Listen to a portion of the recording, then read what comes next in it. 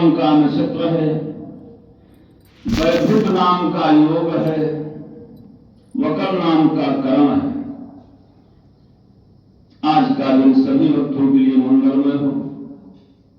बोले वृंदावन बिहारी लाल की जय।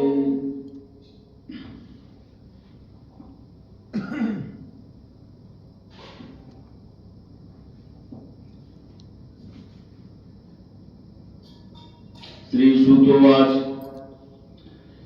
इतनी कथा सुनाने के पश्चात नारद जी ने कहा, हे राजा पृथु, अब मैं आपको भगवान के मंदिर में दीपदान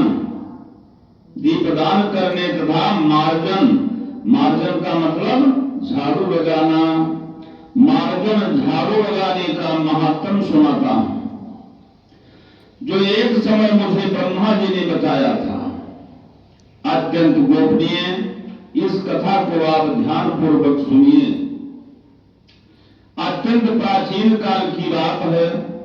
चंद्रवंश में जयध्वज नाम का एक अत्यंत प्रतापी तथा प्रभु भक्त राजा राज्य करता था।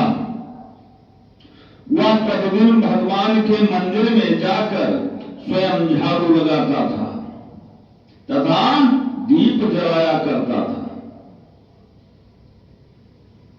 एक दिन बीतिहोत्र नामक राजा पुरोहित स्वयं राजा को ये कार्य करते हुए देखकर विस्मय से पूछने लगा, हे राजन, भगवान को प्रसन्न करने के लिए और भी अनेक भक्ति युक्त कार्य हैं, फिर मंदिर में स्वयं सफाई करने तथा दीप जलाने में इतनी अधिक श्रद्धा का क्या रहस्य है? आप एक राजा हैं, बहुत सारे तरीके हैं भगवान को प्रसन्न करने के लिए, लेकिन स्वयं आप झाड़ू क्यों लगाते हैं, दीपदान क्यों करते हैं? राजा ने हाथ जोड़कर अत्यंत विनम्र भाव से कहा,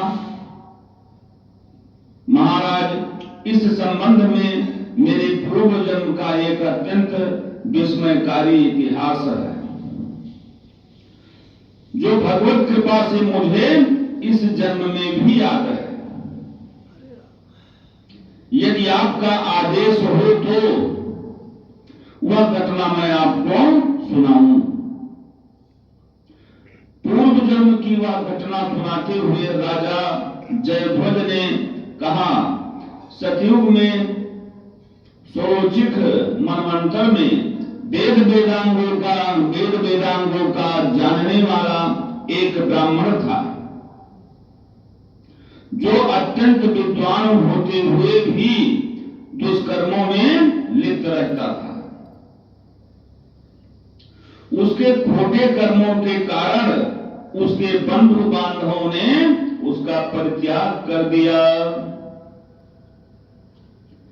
एक दिन भूख प्यास से अत्यंत दुखित हो वह घूमता फिरता नर्मदा नदी के तट पर जा पहुंचा और वहीं पर उसने अपने प्राण त्याग दिए। उसकी स्त्री भी व्यभिचारिणी थी, अतएव उसके बंधुओं ने उसे भी घर से निकाल दिया। उसी के गर्भ से अत्यंत पापी मैं उत्पन्न हुआ था। उस जन्म में मेरा नाम दंडकेतु था। दूसरों की स्त्रियों, वैश्याओं तथा धन के लिए मैंने गौ, पशु तथा अनेक मनुष्यों की हत्याएं की और इस प्रकार पापपूर्ण जीवन व्यतीत करता रहा। यानी पूरा जीवन हमने पाप कर्म करता रहा। एक रात्रि को किसी दूसरे के स्त्री में से भोग करने की इच्छा से मैं एक सूने देवालय में गया। वहां जाकर मैंने वस्त्र से स्थान साफ किया और दीपक जलाया।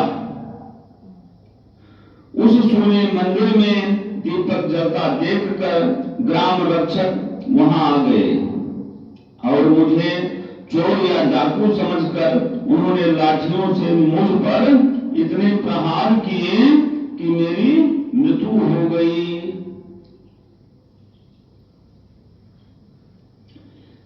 निकलते ही भगवान के दूत वहां आ गए और मुझे सुंदर दुलान में बैठाकर बैकुंठ को ले गए। कार्तिक के महीने में भगवान के मंदिर में झाड़ू लगाने तथा दीपक जलाने से मुझे इतना फल मिला कि कई कल्प तक स्वर्ग में सुख भोग कर अब मैंने चंद्रवंश में जन्म लिया है। बोले वृंदावन बिहारी लाल की जय। यानी पूरा जीवन पाप करने के बाद केवल मंदिर में झाड़ू लगाया था और दीपक जलाया था कार्तिक महीने में, तो एक राजा के यहाँ जन्म हुआ और भगवान बैकुंठ ले गए।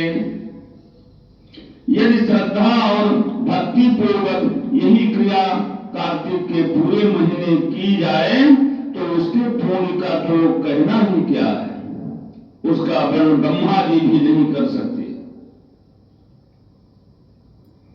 एक अन्य कथा सुनाते हुए नारद जी ने कहा, हे राजा पृथु, अब दूसरे के दीपक जलाने का महात्म सुनो।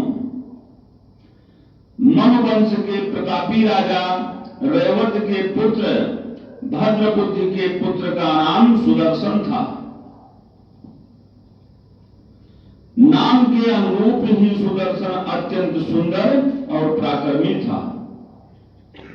भद्रबुद्धि की राजधानी नर्मदा के तट के समीप महेंद्र पर्वत पर थी।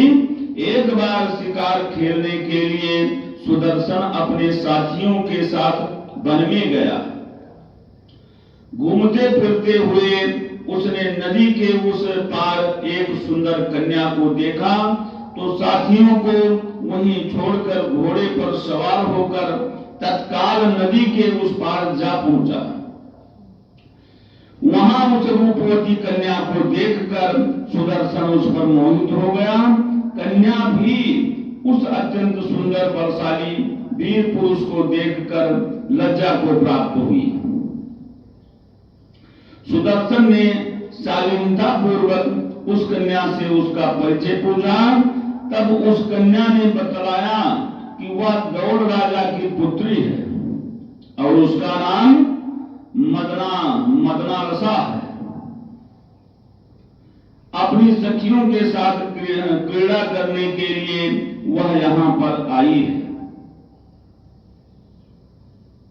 इसके बाद स्वेच्छा पूर्वक उन दोनों ने गंधर्व रीति से वहीं पर अपना विवाह कर लिया और कुछ समय तक नर्मदा नदी के तट पर विहार करते रहे। फिर अपने घर पर आकर वह दोनों आनंद पूर्वक रहने लगे। कुछ समय बाद राजा भद्रबुद्धि अपने पुत्र सुदर्शन को राज्य सौंप कर स्वयं वन में चले गए। राजा बनने के बाद सुदर्शन बड़ी कुशलता पूर्वक राजकाज चलाने लगा। रानी मदनालसा सदा अपने पति को विष्णु भगवान की पूजा आराधना करने का उपदेश करती रहती थी। इस प्रकार वे दोनों ही भगवान के अनन्य भक्त बन गए। राजा सुदर्शन ने रानी की प्रेरणा से भगवान का एक स्वर्ण मंदिर बनवाया। दोनों ही उसमें प्रतिदिन भगवान का पूजन तथा कार्तिक मास में दीपदान किया करते थे। एक दिन रानी मंदिर में दीप जला रही थी कि उसी समय राजा ने उसे बुलाया, परंतु दीपक जलाकर आने में रानी को देर लग गई। इस पर राजा सुदर्शन ने क्रोधावेश में आकर रानी से कहा, तुम तो कहती थी कि पति ही स्त्री का देवता होता है, फिर दीपदान में इतनी देर लगाकर तुमने मेरा अनादर क्यों किया है? यदि देरी का कोई और गुप्त कारण हो तो कहो। तब सती साध्वी मदनालसा अत्यंत स्नेह युक्त वचनों में बोली, हे महाराज, मैं दीपदान का महत्व आपको बताती हूं। अब आप ध्यान पूर्वक मेरे वचनों को सुनिए। अपने पिछले जन्म की कहानी सुनाते हुए रानी ने कहा, अपने पिछले जन्म में मैं एक चूहिया थी। क्या थी? एक चूहिया। गोदावरी के तट पर एक मंदिर में मैं रहती थी। एक दिन भगवान के मंदिर में रात्रि को जलता हुआ दीपक बत्ती छोटी होने के कारण बुझने लगा। मैंने घी खाने के लोभ से बत्ती को मुंह से पकड़कर उठाया। मेरे ऐसा करने से दीपक की लौ तेज हो गई, परंतु साथ मेरा मुंह भी जल गया। इससे मैं मृत्यु को प्राप्त हुई, क्योंकि रात के समय भगवान का दीपक प्रज्वलित करते हुए मेरी मृत्यु हुई थी। इस कारण मैंने ऐसा सुंदर रूप पाया और आपकी रानी बनी। यदि कोई श्रद्धा पूर्वक भगवान के मंदिर में दीपदान करता है तो उसके फल का तो कहना ही क्या है। अनजाने में अगर इस तरीके से भगवान ने कल्याण कर दिया और जो श्रद्धा युक्त कर रहा है तो उसका तो अनंत फल है।